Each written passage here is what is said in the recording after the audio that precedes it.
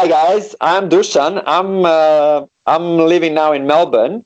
I'm working together with Darko. We actually met in Shanghai years ago, and it was really interesting to find someone to have a chance to play on that level. Like Darko is a really good musician. I'm actually automotive engineer and I'm working for a car company. But you can see my room. It doesn't look like a room of the engineer. It looks more like a room of someone who do music, right? All right. Cool.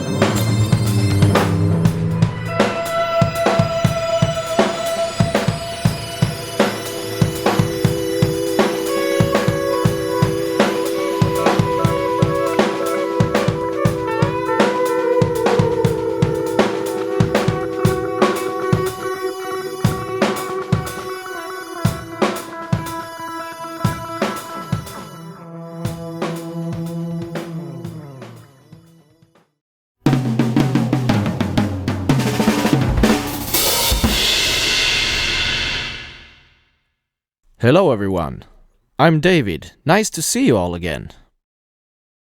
Today I'm gonna talk about practicing drums, and especially how to do it without having access to a drum or a drum kit. First, you need a pair of drumsticks. Now, find something to play on. Well, if you have a snare drum, great!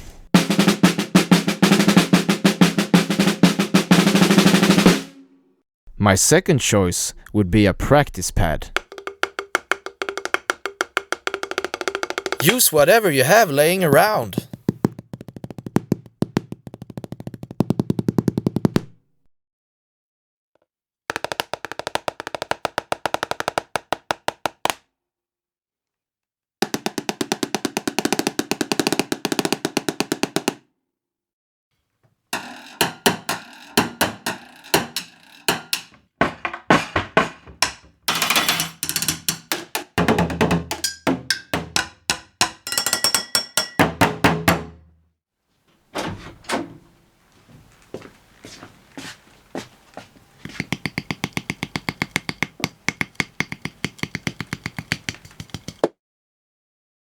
There is endless possibilities. Only your imagination sets the limit.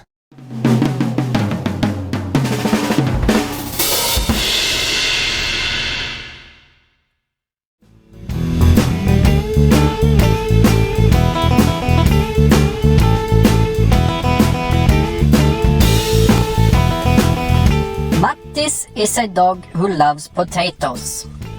If you have some old potatoes with sprouts, you can plant them.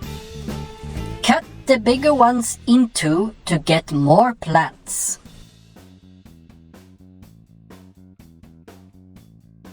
Dip the open ends in ash if you got some.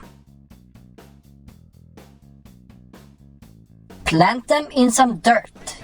You can use a plastic bucket if you don't have much space.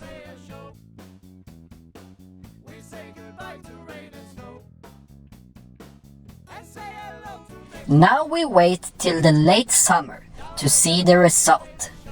Then we're going to cook some for Mattis.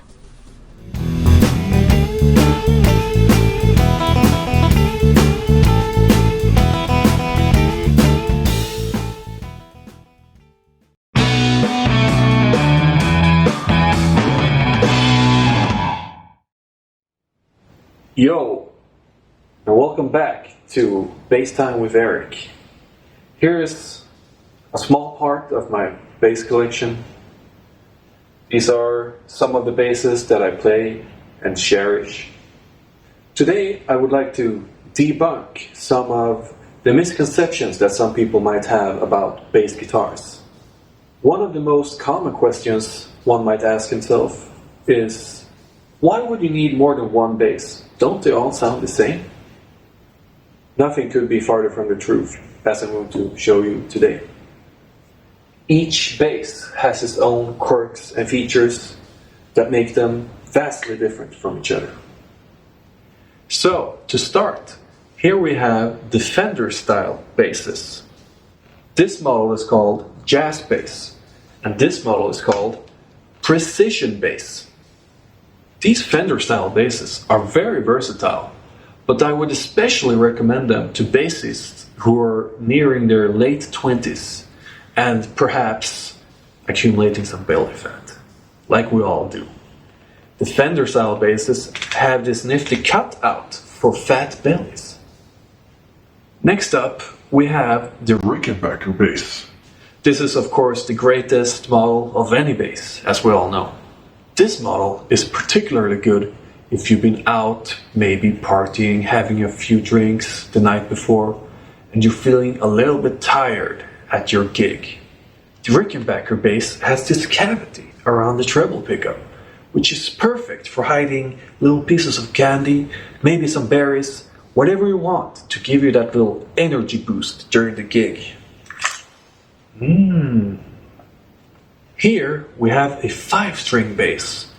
This particular bass is a Yamaha bass.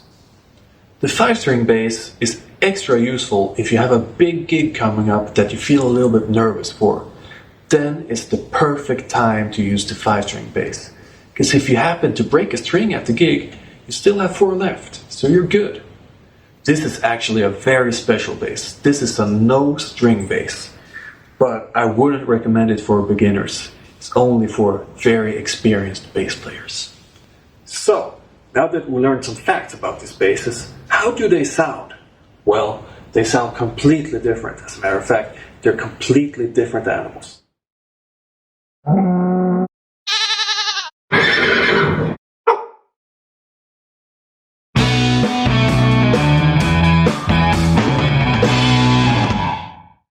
Såja. Hej hej! Vi spelar den här låten Full Moon Cha-Cha i avsnittet. Hur gick det till när du skrev den? Jag kommer inte ihåg hur jag fick själva idén, men jag skrev B-stycket. Då kommer jag ihåg att i lägenheten min farande tjej blev sist sur. Kunde inte hålla ut och höra det längre, så där stoppade det. Så därför blev det de ackorden. Alltså. Det hjälpte till att sätta ett beslut där. Alltid svårt att skriva en brygga.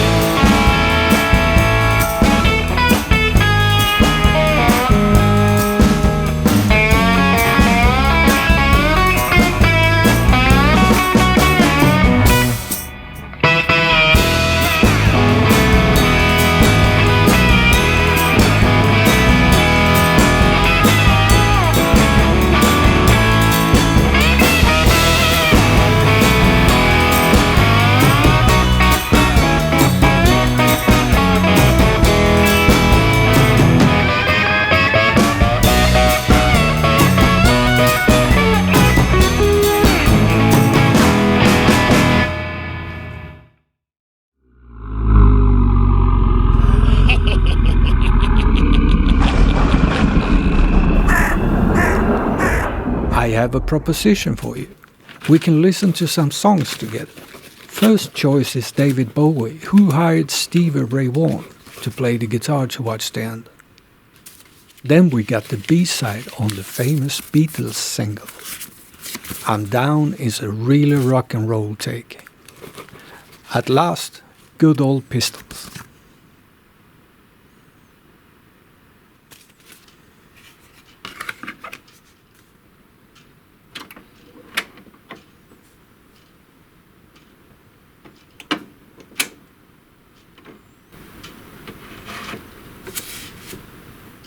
Due to copyright rules, we can't play them in our program. But get a 6-pack of soda pops and join with help of the playlist on Halonen Best YouTube channel. Cheers!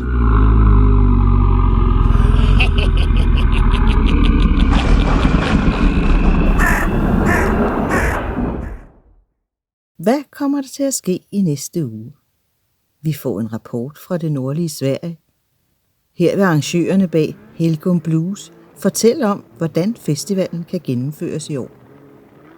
Eirik viser bassismens takt og tone. Har David flere trommer, han kan vise frem? Og får Leif sat en SSD-harddisk ind i sin computer? Kig med onsdag den 29. april på HBS-WR.